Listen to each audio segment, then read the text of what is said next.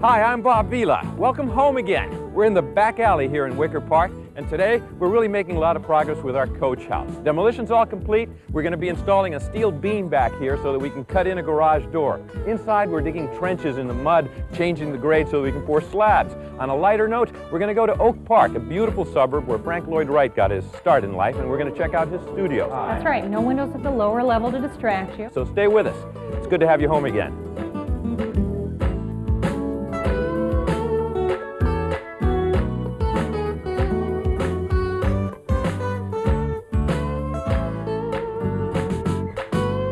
Sears presents Home Again with Bob Vila. Well, Ron, you've made a lot of progress around here in just a week. Yeah, we got a lot of things going on. We're getting ready to put our steel beam in for our garage. This it? This is it right here. You'll double them up. Right. Is this new or used steel? No, this is used. Cost me about $100. Well, that's great. Yeah. Good, good. We got a lot of guys digging in the basement, and I got a nice big hole out here for you. Look at this. Isn't this nice? This is awful. This is what you call real Chicago clay, huh? Yeah, the finest clay that you can't work with. Heavy stuff. What can you grow in it? And these guys are doing a wonderful job of digging down there. They're down about 4 or 5 feet already. About 5 feet. We have to be down 5 feet to put the new water line in, which is coming from the front building here. But these are not water. What's this green pipe? This green pipe right here is a gas line, and it's a live gas line, and we're going to be able to reuse it. That looks relatively new, though. Yeah. And then there's an old rusty one over here. Right, that one is old, and we're not going to have to worry about that. Why are they digging so deep? Chicago, the frost line is 4 feet, okay? And you have to be below frost line, so code says go down 5 feet. Not for gas. You mean the water line's coming through? Line, yeah. Oh, okay. So the new water line will be down 5 feet. Right. And the gas can stay up closer to the surface because it doesn't freeze. Boy, my hat's off to them. That's tough digging. How are things going inside here? Real good. I think you'll be happy with what we got going on here. Oh, boy. That demolition guy wasn't kidding, was he? Nice surprise, huh? We've gutted the whole thing down, haven't we? Nothing left but the bare brick walls. Boy. You know, a lot of people are going to wonder, why not just tear the whole thing down? Well, this building is grandfathered in to the city code, and if you tear it down, you can't rebuild it. This is valuable real estate. That's true. And are these masonry walls really sturdy? I think they're in good shape. I mean, we got a little bit of brickwork to do around some of the windows, but basically it's in good shape. It's probably about 100 years old. They've just got 2 courses of brick with kind of a space in between the courses. And I've seen this before. This line is actually a piece of wood lath. And you'll probably find it repeats. Yeah, there it is up here, 3 feet higher up. And it's essentially put in there for expansion. It's an early form of an expansion joint. But it's not bad work. I mean, this is early masonry in Chicago, right? This was all a wooden city up until it burnt down in the 1871 fire. That's right. And looks pretty good. Let's see. That's pretty sturdy. You're going to have to replace every single window, right? Every one. How come you've left this partition up in the middle? Well, this is the bearing wall, and it's holding up the second floor up there, the attic floor, and I'm not taking it down until you guys are clear on your design here. Yeah, we still have to meet with the architect and finalize the plan for the interior layout. We're hoping that it's going to be pretty much just open space, but I know you've got to worry about carrying the load of the attic floor. Well, we could have gone through the hole down here, huh? This is quite something. Yeah, isn't this nice? Well, this is a whole pile of dirt that's been brought from over there, right? Right. Yeah. Let's go down and take a closer look. I love this demolition stuff. Really? This soil in Chicago is something else. It really is like solid clay. Oh, look at that. Yeah, look how hard that is. Now, Ron, I'm looking at some unusual building technique here that I've never really seen before. It seems to me like you've got a sill that runs around the whole perimeter of the building in between the brick wall here. This is an 8x8 sitting on the first floor, and then they just stack the second floor right on top of it. And I'm not sure why they did this, Bob. You know, it's possible that, you know, when this building was going up, that a lot of people were sort of getting their feet wet in masonry and trying different things. So what they had here was all the floor joists that you've removed. Were they resting on these ledgers? Yeah, I mean, it's amazing. I mean, this building is really structurally in good shape. Yeah. It's just not done the right way. Now still, if this wood had rotted over the course of the years, all this load of masonry would have been Down. tumbling down. And you've already begun cutting this one out because we will be installing the steel in here Right. for the garage door. But actually, the garage door will be up around here, right? That's correct. It's a pretty complicated job. Let's take a look down in here.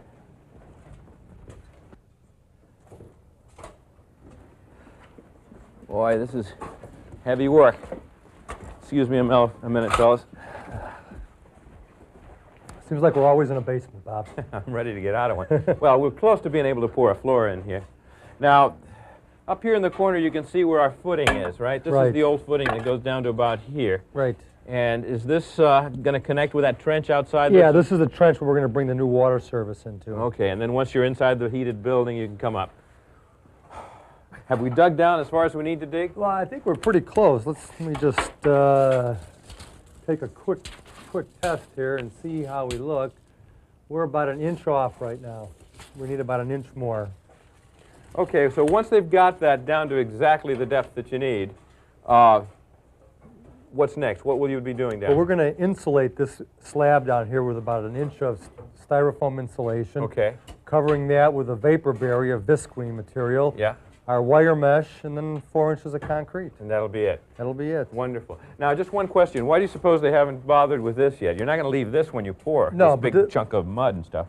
This is the old column that supported, one of the structural beams right here. Aha. This has to come out, but I can't take it out just yet without putting a couple of supports on either side. So you'll put in temporary posts on either side of that big beam. Right, and we'll box them around them, and then after we get done pouring the slab, we'll just take those out and fill the holes with concrete. Mm-hmm. Here, we're going to dig down even a little bit deeper and put a footing in. Okay. And this is where our new support beam is going to go here. Which will not be a huge timber like No, this, right? it'll be a 4x4, believe it or That's not. all you need. Right. Good.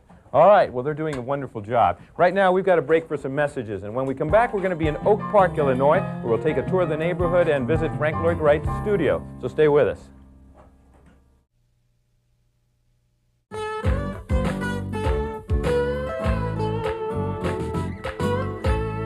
We're in Oak Park, Illinois, a suburb just about 10 miles west of the Loop. And we're going to be visiting a very special place, Frank Lloyd Wright's studio, which was restored just in the last few years. I thought before we went inside, we'd benefit from taking a look at this neighborhood, this community, which Frank Lloyd Wright was very active in the early 1900s. Some of his best and earliest designs are right here. So we're getting together with Gloria Garfalo, who's the tour program's director, and she's going to show us some of those houses. Let's get going.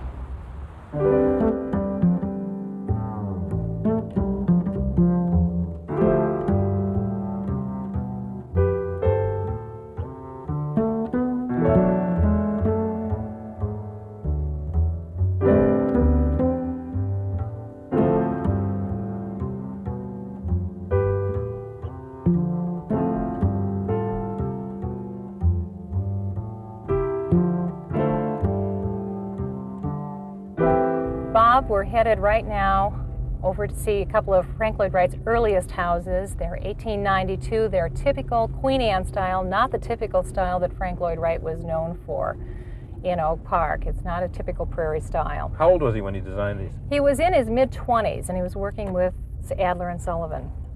This is the Thomas Parker House, 1892, and you can see it, the Queen Anne style with the turret. The house right next door is the Waltergale House, his first commission after he left Adler and Sullivan. And you can see again the typical Queen Anne style house, but not so typical of the prairie style he was known for.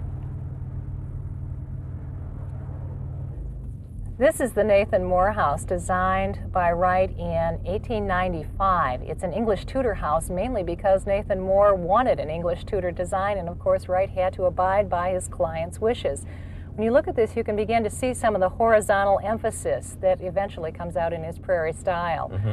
Directly next to that house is the Hills de Caro House, which was a remodeling done by Wright in 1906. Here you can definitely see his Japanese influence. Really, what a difference between the two. That's right, and directly across the street is the Arthur Hertley House, designed by Wright in 1902. And it's a good example of Wright's prairie style. Notice the hip roof.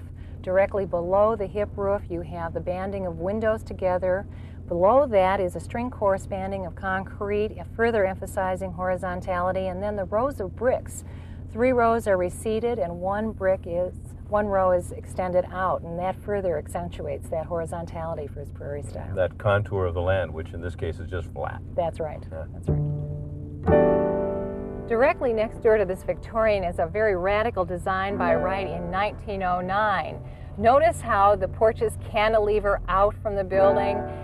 This is a precursor to Frank Lloyd Wright's Falling Water in Bear Run, Pennsylvania. It's a very radical house. Well, you can say that again for 1909, right?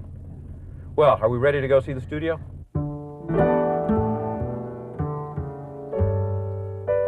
Wright built the studio in 1898 and worked here until 1909.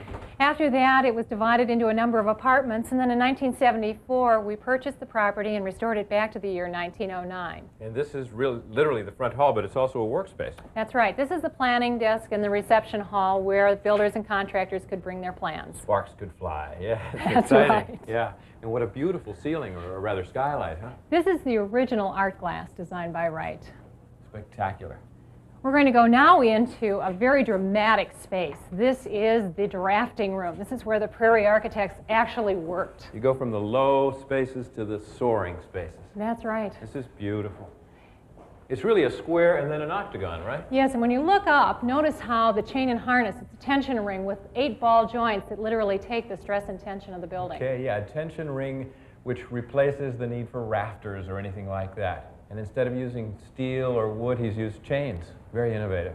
How would this have worked? You had different workstations here for the architects. The architects worked at this lower level at these tables, and then up on the balcony, you would have various artisans that would be working on sculpting designs, art glass designs, and so forth. So it really was a design commune. It's a real melding of the two. Fantastic. Now, is the furniture original or is it all reproduction? No, all of this is reproduction except for this table designed by Wright. It's a beauty. Yeah, you can really see the age on it with that strong horizontal line. It's really neat. And then, of course, there's a fireplace in the space, which kind of is reminiscent of what I've read about Wright with the inglenook and this business of being able to sit right next to the fire. That's right. And here he's using what was typical of Sullivan design with the arch, but he'll get away from the arch and go to a horizontal mantel. He worked for Louis Sullivan. These were Sullivan ideas, and then he switched over to the flat design, his own ideas. Let's now go over into Wright's office, but before we do that, let's stop in the passageway, which connected the home and the studio. Okay.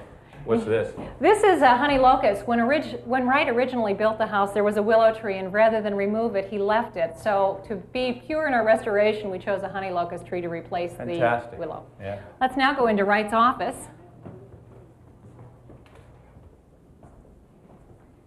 This is cozy. Here you can really see the modern detail and design of Wright. His furnishings in that really doesn't look like an 1898 office. It's not a drafting room, though. He would have done his design work out there. That's right. He'd be over his Prairie architects doing the designs, adding to the drawings, and so forth. And in here, he'd write a letter or conduct business. That's right. And again, the skylight. That's right. Directly above, we have, again, a skylight, leaving natural light coming in. Let's now. Colors, huh? The browns and the greens and That's the yellows. right. Yeah. Let's now go to the Octagon Library, where Wright would bring his clients, where he'd present them with the drawings he executed for them. Okay, so that was workspace. This is where you did the selling, huh? Yes. Oh, this is very neat. Again, it's an octagon, huh? That's right, and notice the design elements here. Look at the octagon shape, how the octagon actually rotates when you're looking at the... Very complicated space. I think we can barely understand that, but what you're saying is that the plane of one of the 8 sides is at an angle to the next plane. You see the V up there, and then you replicate it again, and you've got this repetition so that, in fact, you feel like you're rotating in here. That's right. It's constantly rotating. So he's really hooking them in. I can see, you're bringing in your clients and sitting them here at this. Is this original furniture? Actually, the table is original, but the chairs are reproduction. You're sitting them in here, and you're selling them on the design, and you've got them locked into this very intense space. No window. Well, the windows are high. That's right. No windows at the lower level to distract you. Yeah. Unbelievable. And he'd even go, when you look at the fireplace, to not lose the symmetry of the windows, he angles the flue of the fireplace off to the side so the chimney is over to the left. So it's corbelled out through here and up through that element there. That's right. He's not losing anything in the space. It's really clever. There's an incredible amount of stuff going on here. The space is so rich. This is where he'd do his final product. This is where he's giving his client that final design, doing that final sell. It's really exciting. Now, what did a space like this look like when this was turned into apartments? This actually was a bedroom, and there was a window at the lower level. So you really had to do a total restoration. That's right. Yeah. All the wood, most of the wood is replaced, etc. That's right. And a beautiful job you've done. Gloria, thanks for the tour. Now, is this open to the public? We're open every day except Thanksgiving, Christmas, and New Year's. I'm sure you're going to get a lot of visitors. Thanks again. We have to break for some messages. We'll be right back. Stay with us.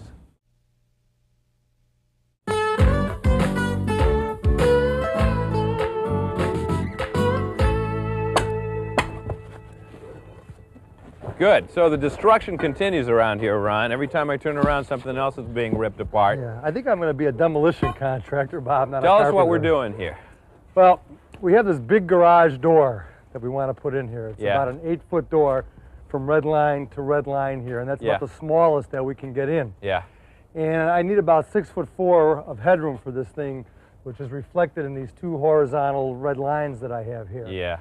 So I want to take out this brick, and so I need something to support the brick above it, and what I'm going to use are these steel beams right over here. Right. Which are little I-beams that you bought from the salvage yard. Right. So the way I do this is I like to take out 1 course of brick at a time. Okay, we have 2 courses of brick width here. Yeah. And I'll take out my bricks on this side first, slide my beam in. Yeah. Okay, and then go around on the back side and repeat the same process over there. And you're sure you won't lose the whole wall? Yeah, we're not going to lose the wall. We've done this a lot of times. All right, where do you get started? But we're going to get started right down over here. And John, if you'll just bring your hammer here, and let's start on these 2 bricks right here.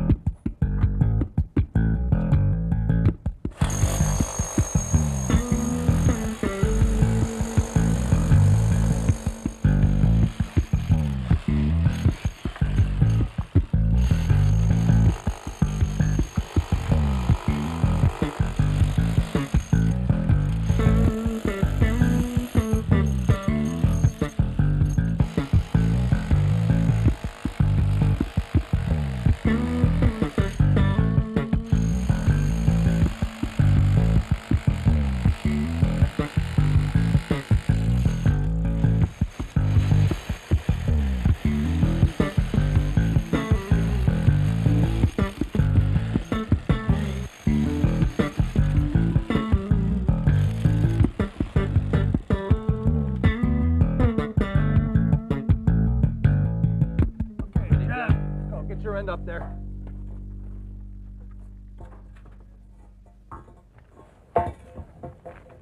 Okay, let's take it to you. Okay, okay, good. All right, Now, so now do you shim it up or what? Yeah, we're gonna put my level on it, see what's happening. Okay, John, you just hold my level there.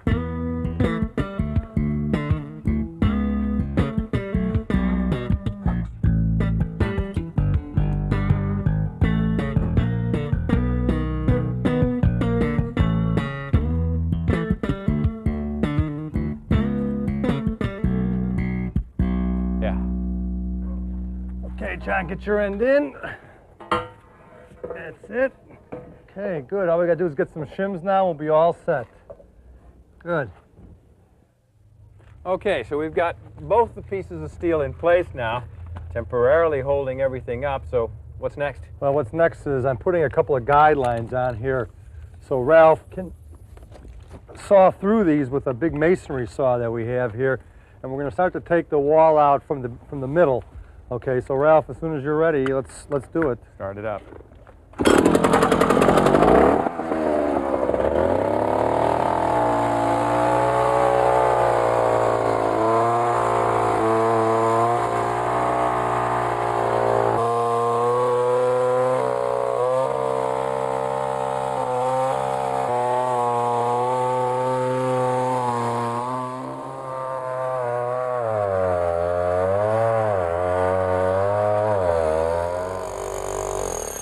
For a minute, John. Now, why you're just taking out the section in between the 2 sockets? Why can't we just pull the whole thing out? Well, we want to, always be safe, Bob, and I want to get one more temporary support in here before I start blasting away here. Okay, we'll be back after these messages. Go to it, John.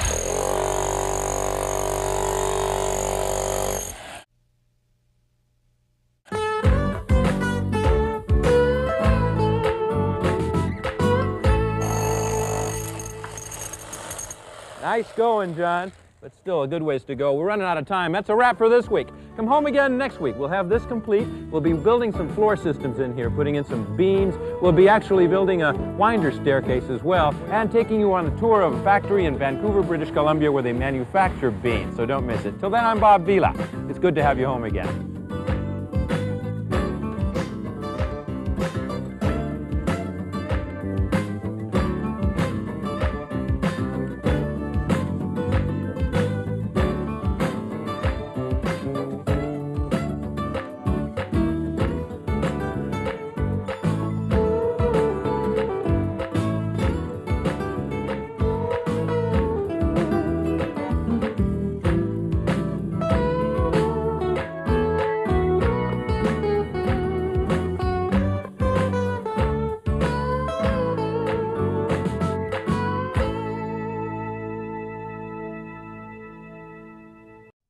Production of KQED, San Francisco.